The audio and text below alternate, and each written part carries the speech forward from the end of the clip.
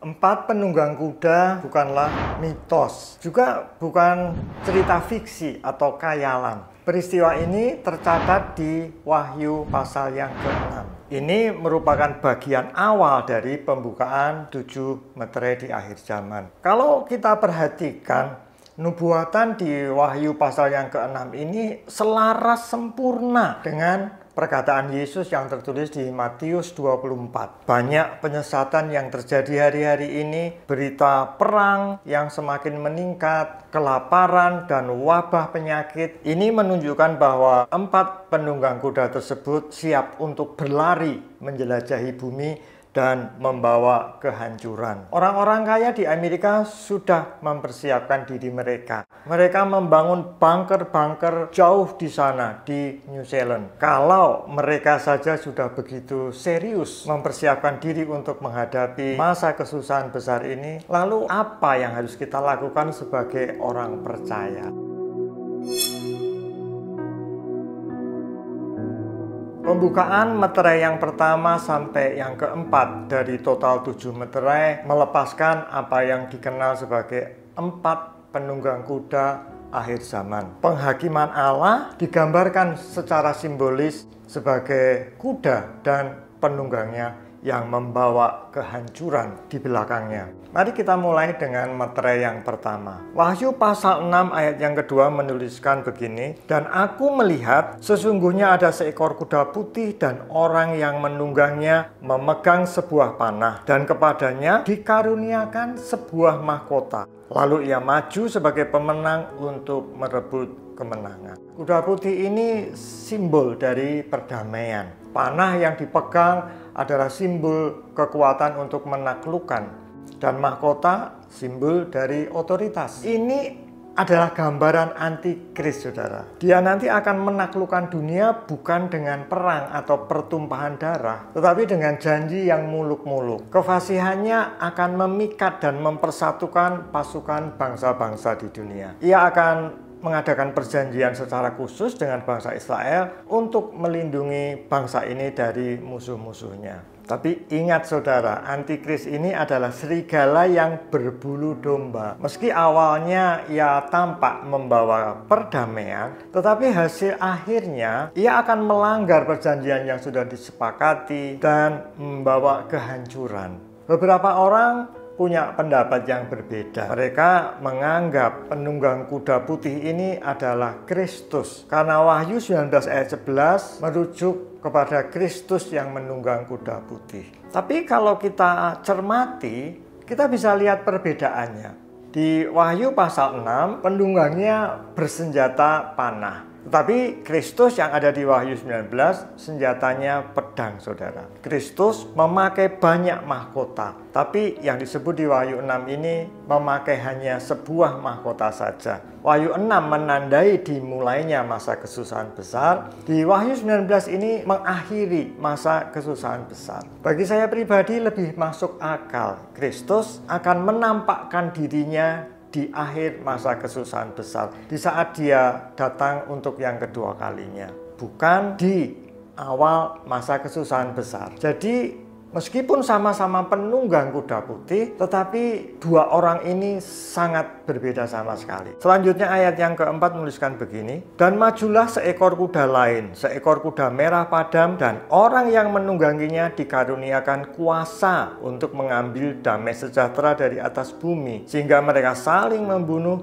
dan kepadanya dikaruniakan sebilah pedang yang besar." Ketika meterai kedua dibuka, akan pecah satu peperangan yang besar. Pemerintahan antikris ini akan diwarnai dengan pertumpahan darah dan pembunuhan yang merajalela. Ayat 5 menuliskan tentang penunggang kuda yang ketiga. "Dan aku melihat sesungguhnya ada seekor kuda hitam, dan orang yang menungganginya memegang sebuah timbangan di tangannya." Pembukaan meterai yang ketiga ini akan menimbulkan kelaparan. Ayat ke-6 menuliskan begini, "Secupak gandum sedinar dan 3 cupak jelai sedinar, tetapi jangan rusakkan minyak dan anggur. Kebutuhan pokok akan menjadi sangat mahal.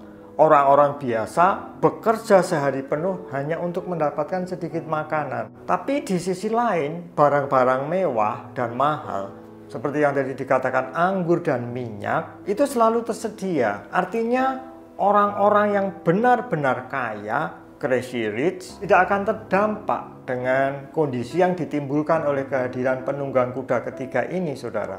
Hari-hari ini organisasi kemanusiaan di Eropa mengutip kata di Wahyu 6 ayat 6 ini untuk menggambarkan kondisi dunia. Dua penunggang kuda, merah dan hitam, saling berdampingan. Perang atau konflik bersenjata akan mengganggu sistem pangan, pekerjaan, dan menggusur orang-orang.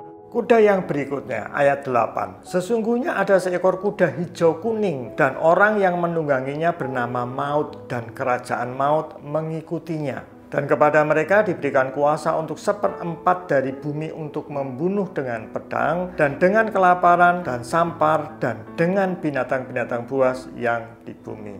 Meterai yang keempat dibuka. Yohanes melihat seekor kuda pucat.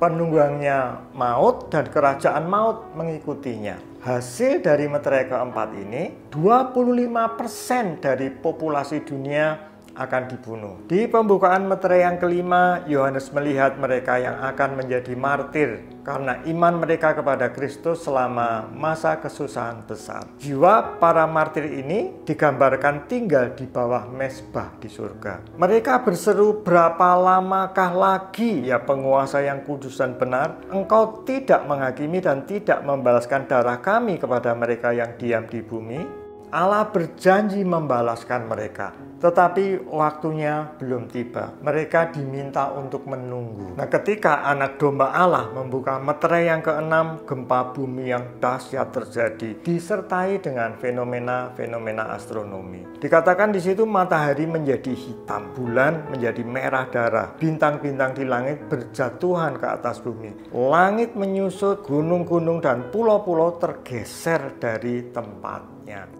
Orang yang selamat dari meterai yang keenam ini, apapun status sosial mereka, mereka akan tinggal di gua-gua. Nah, orang-orang kaya di Amerika, crazy rich di sana, sudah mempersiapkan diri dengan cara membangun bunker-bunker, gua-gua di bawah tanah di New Zealand. Mereka berharap dengan bunker-bunker ini mereka bisa selamat melewati meterai yang keenam. Ketika anak domba membuka meterai yang ketujuh, ada keheningan di surga selama kira-kira setengah jam.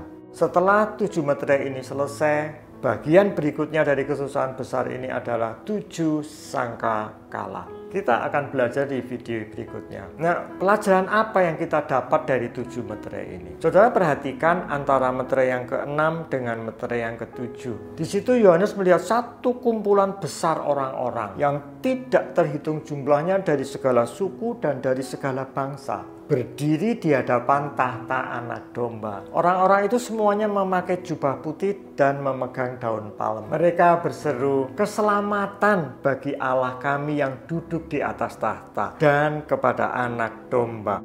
Haleluya.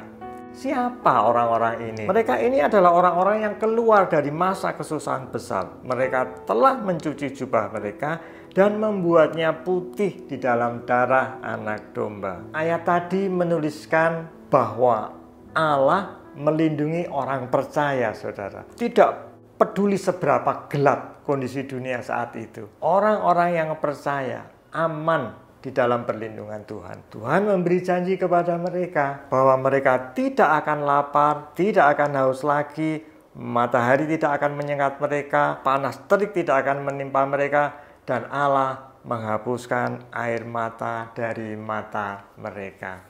Haleluya. Itu bagian yang Allah janjikan. Lalu apa bagian kita sebagai orang-orang percaya? Saya bacakan Wahyu 3 ayat yang ke-10. Karena engkau menuruti firman-Ku untuk tekun menantikan Aku, maka Aku pun akan melindungi engkau dari hari pencobaan yang akan datang atas seluruh dunia untuk mencobai mereka yang diam di bumi. Jadi satu bagian kita sebagai orang percaya, menuruti firman-Nya dan tekun menanti-nantikan Tuhan. Tuhan Yesus memberkati saudara.